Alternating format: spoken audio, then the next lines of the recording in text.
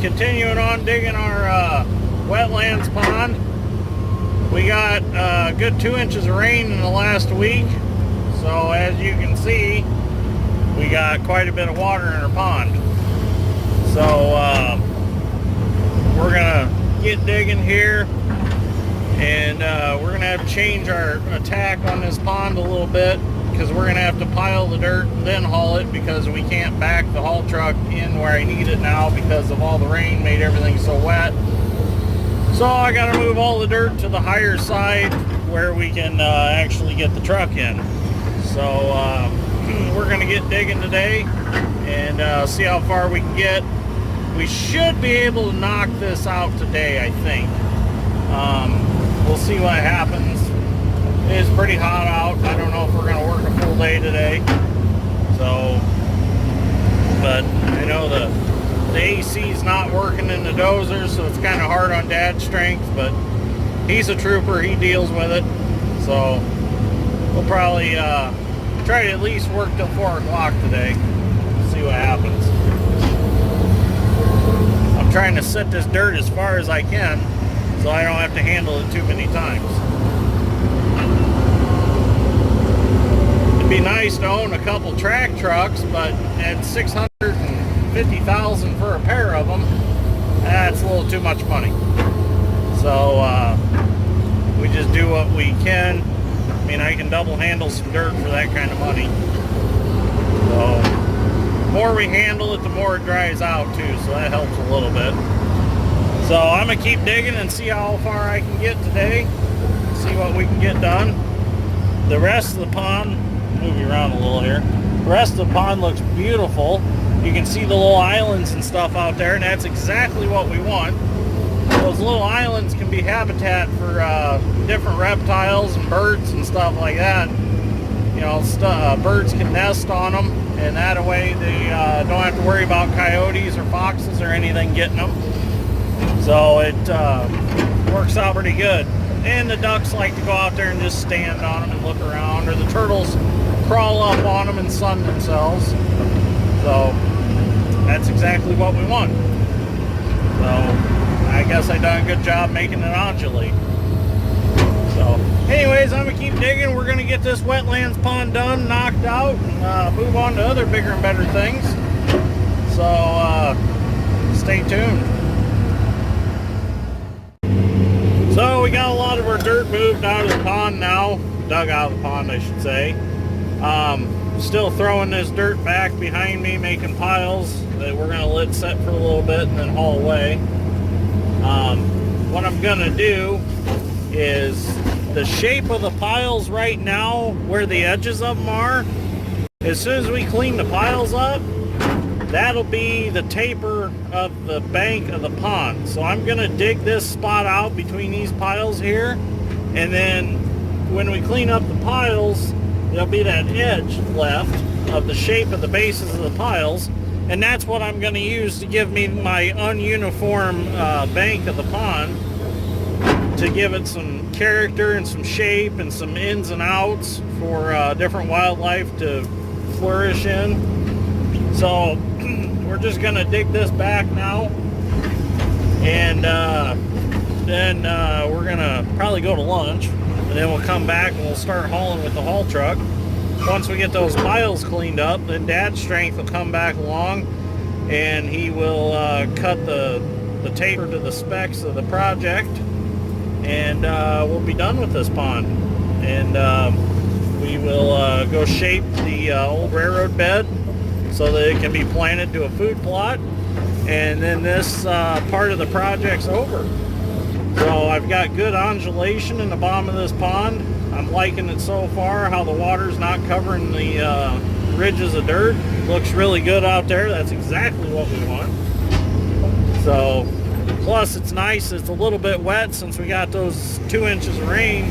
It kind of helps me see where them undulations are, so that I know that it looks good. So this pond will have a really neat shape to it. It'll have one straight side that kind of follows the NIPSCO right away for their gas line. But this side over here will have a very, very odd, almost like a I guess you could say a spot on a dairy cow. You know how they're in and out, and you know, black and white dairy cows, Holsteins, that it'll have kind of a shape to one of their spots almost. So it's kind of cool digging these because you can let your imagination run wild and you can just make them however you want to make them. You know, there's no print that actually has an exact shape that this pond has to be. It's not like a retention pond that's got to be an oval or a square, or rectangle, or a triangle. This has to be absolutely wild because nature loves chaos, and that's what this is all about. You know, guys are watching, it's like, oh, you're making a mess. No, I'm not. I'm doing what nature likes. This is how nature wants it. So this is what nature's gonna get. So I'm gonna dig up between these piles here, and this will be it'd be about 20 foot in from the edge of the pond, and then it'll swing back around about 30 foot, and it'll be a nice curved bump out from the pond. So I'm gonna keep digging here. I need to get a drone so we can actually see these shapes from the sky. I'll have to wait until Google updates their images online on Google Earth, and I'll get a picture of this property with all the water in the ponds. It looks really neat. I've seen pictures that the actual USDA has taken, but I don't have those maps in my possession. So I'll have to get some aerial photos of what this looks like, because it looks really cool out here when the water's high and you can see all the little islands that we've left for the ducks to live on and stay away from coyotes.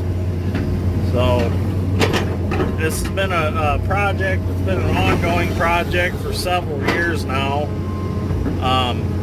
When I first started out here, this was nothing but 350 acres of farm ground.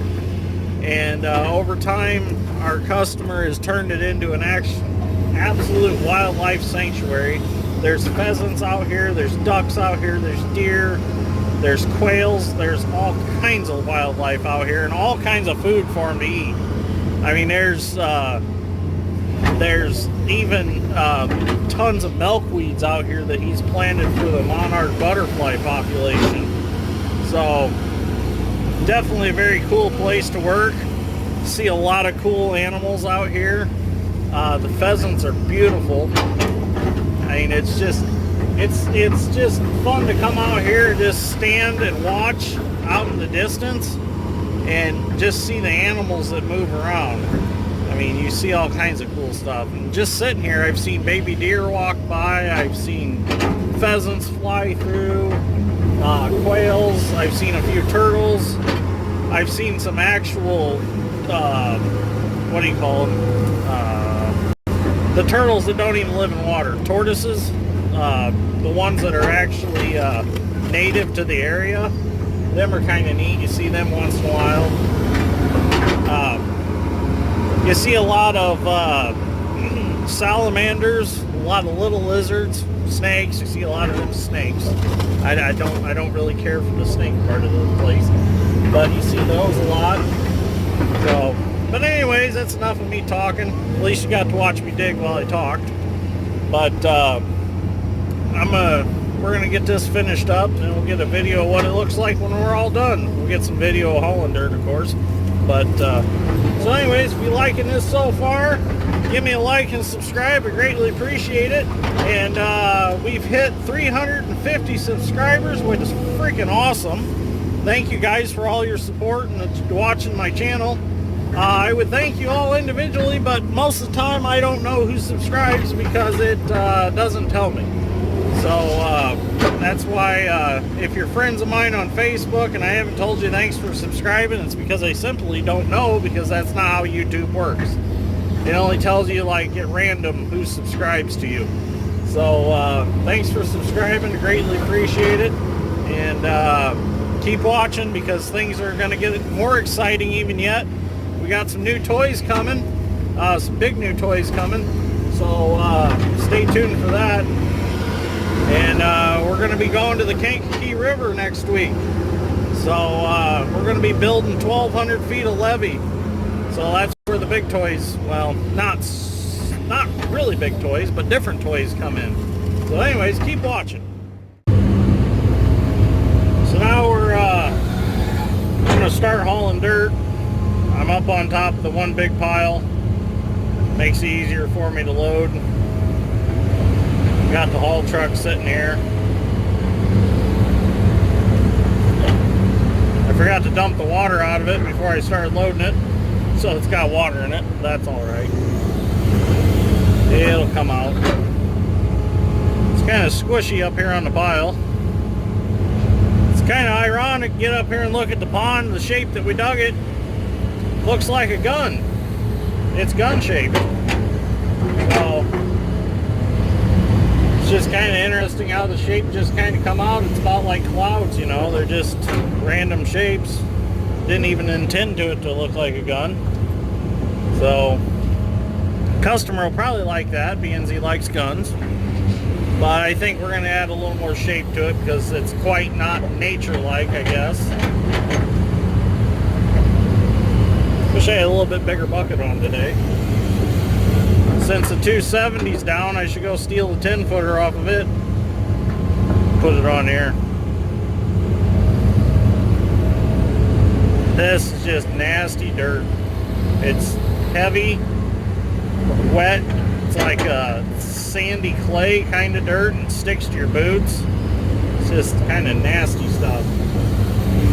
And then when it dries out, it dries pretty hard and chunky.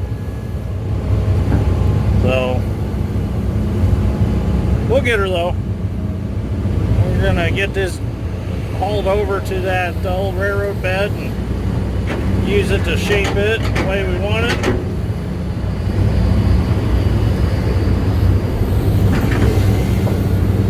Nice thing about off-road trucks is you can load them as heavy as you want and it don't hurt them. As long as they can stay above ground when they're driving, you can load them.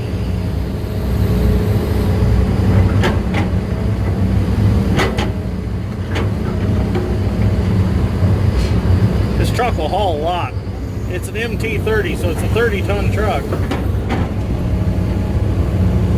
I'd say you get at least 25 yards of material on it if you heap it. I need to build a tailgate for it.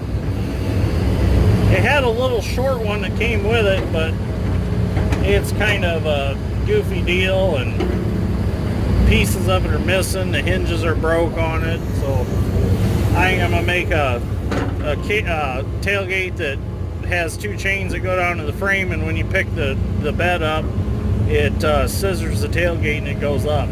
So I think I'm gonna build that style of tailgate for it, like Komatsu's and John Deere's have. Get a little more on the front of there without losing it over the front. That's plenty full. So I'm gonna go dump this, come back for another one. Hopefully by then Dad's off the phone so he can do one to the other. Getting in and out kind of sucks. So I'll be back. So now we're hauling dirt with the haul truck. Dad's loading me. Let him have the hoe with the air conditioner because the haul truck doesn't have no air. And I had to wait for a long time because it's so hot in here that my camera on my phone said it was too hot for it to work. So I had to wait till it cooled off a little bit so I could use my camera again. So we've got the big pile that was here gone, and we're going to move around and we're going to take that pile and move it over to the railroad, and I'll show you what that's starting to look like here in a few minutes. So we're getting our dirt moved over here on the one side of the railroad, and as you can see, we got plenty of piled up. To fill this in, we got to lay a tile down in here so that it drains, and then we can push all that dirt to make this all one gradual hump. So you can see Dad's strength's already got his hump established here. So he's going to take that and continue on over the top of the railroad. So we didn't get to finish hauling dirt yesterday because the track hose on the 200 blew out, one of them. And that hose was original, so it had 16,000 hours on it. So it's understandable. So we're going to put this hose on and continue to clean up this dirt and haul it over there, and hopefully we'll get finished this afternoon here. So we're getting the tools we need, and this hose goes down there and all that mess. So I'm going to get it put on. Well, we have all our dirt cleaned up from the pond, and we hauled it over to the railroad. We're tapering it off right now. I'm gonna run a hoe over there real quick and drag some big piles down, and then Dad's strength can finish with the dozer, and then we are done here. Well, this wetlands pond is completely finished. All we gotta do is just grade off some wet stuff down there, touch up over there over the old railroad track where it's a little too wet to grade it, but it's knocked down. So we're finished, and we got 2 inches of rain in the last week, so you can see all the dirt that's exposed out there. That's perfect. That's exactly what we want. And then when it gets hot and dry again, this will all dry out, and it'll keep fish from living in it. That way the reptiles can lay their eggs and don't have to worry about fish eating them.